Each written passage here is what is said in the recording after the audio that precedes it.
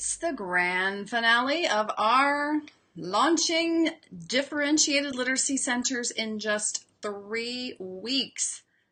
So we're going to try to get to 3 to 4 groups per day, just an ideal. Some of you are blazing past me. We're going to add the center of the computer center. We're going to add I did never notice, I think I have an error there. It's not a teacher retelling center. It's just a retelling center, a summarization center. They can act it out. They can play with puppets, any kind of creative variation to get the kids to summarize the story that they've heard about, either through their own reading or listening, the class read aloud, the listening along. So at this point now we have added independent reading as a center. We've added word work centers. We've added apps for improving decoding and perhaps sight words. We've added computers like Starfall, or we're going to be adding it this week. And we're also adding the teacher retelling. And what am I missing? There's one more because there's 6. We'll see. Here we go. Okay, so the stuff at the top, that is just the tippy top. Didn't highlight well. That is the whole group stuff. In the middle are the centers, and down below are the groups with the teacher. Okay? So we'll go into a little more depth with Monday and then speed it up. Again, big issue here. Review each activity's procedures before you start it every day. Even though this is week 3 and you think surely they know how to behave during the read aloud by now. No, no, no. Review it. Review the positive example. Review the non-example. It's such a good way to link them in the brain. Do more whole class build it or switch it. Maybe just 5 minutes. It's not super differentiated. Obviously, it's whole class, but it gets kids into the motions, and it teaches them a little bit, and it'll be a nice entree then into small group time. Similarly, maybe in week 3, some of you, if you are working with 2nd grade, 3rd grade, and up, can drop read it, where we teach the blend as you read technique, and add sort it, which is how to handle advanced phonics. If you've been following Reading Simplified for a while, or you're in our paid membership, the Reading Simplified Academy, these things are old hat to you, but if you're new, go to readingsimplified.com and click Start Here, and these activities will be made plain to you. So you want to do it whole group again at the beginning of the year, get kids into the motions, help them learn the activity, and maybe they'll learn some letter sounds and some decoding along the way. And then notice for read aloud, if you've been following along, this is extending our time, right? We started with 7 or 10 minutes, now we're up to 15 minutes. Ideally, can you get the kids to sustain their attention? Always try to stop the center, especially when you have a lot of control of it, like a whole group activity. I shouldn't say a center.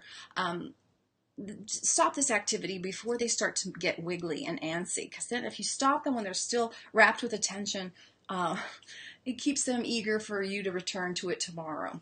You don't get that thing that the kids can do. Even 5-year-olds can do that, right? So Monday we've got several centers that we've established from the beginning of the 2 weeks: independent reading, word work, listening along, and apps. And then on Tuesday, we're ready to expand and do computers. And notice we're going to really review our procedures for the groups, the small groups, and start with 2 groups on Monday, but perhaps maybe work up to 20 minutes for the small groups. How great will that instruction be? Probably not that great, because you're going to be having half of your eyes, looking at what everybody's doing at the centers, but it's just to get the class accustomed to this rhythm that they need to be doing their work while the teacher is doing her work. So on Wednesday, we're still doing what we did on Monday and Tuesday, just continuing to grow and add. Now we're going to be adding that computer station, which we added on Tuesday, and then for the first time we'll teach the procedures for a retelling or some sort of storytelling station, and get that moving. And that will be a nice way to emphasize comprehension and summarization. They talk a lot about how the fundamental skill that students need for being good readers is sound-based decoding. But the fundamental skill they need in comprehension, which is a higher level skill, the fundamentals of that is really summarization. That's where everything else higher level is built upon. And those young kids or the struggling readers are not so good at it.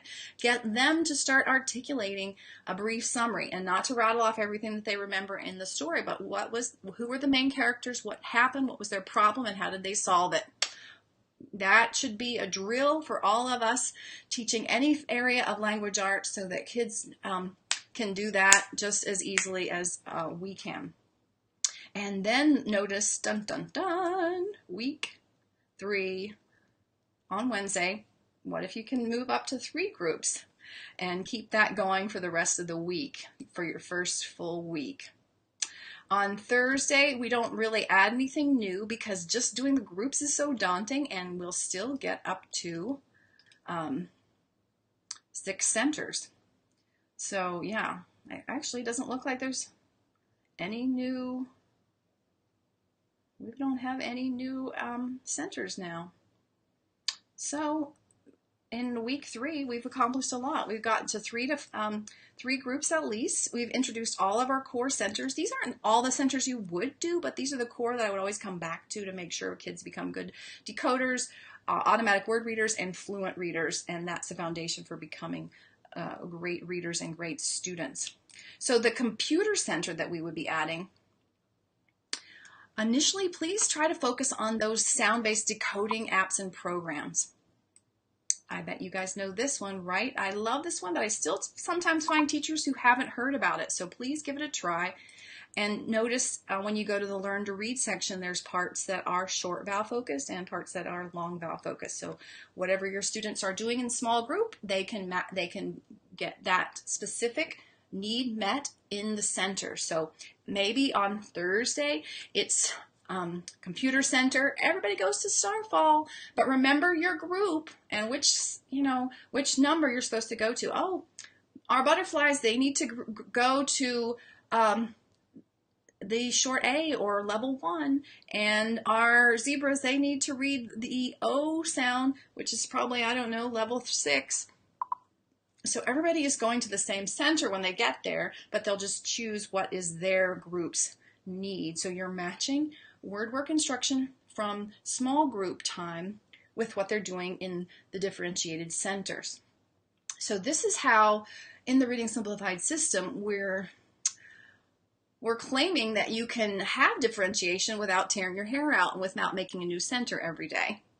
And we talk more about that inside the Reading Simplified Academy. I'm kind of just going really high level here, especially since this is week the 3rd week that we're talking about in the 4th week of the series. So as I said earlier, make sure that you get the retelling in and the summarization.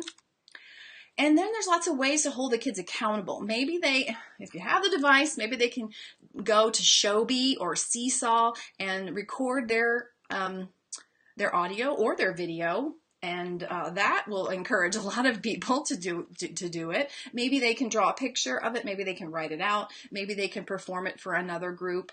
Maybe one group performs it every day, and so there's a different group performing their summary. So there's kind of a higher level of accountability than, yeah, we did that, and it doesn't really matter. Nobody's caring.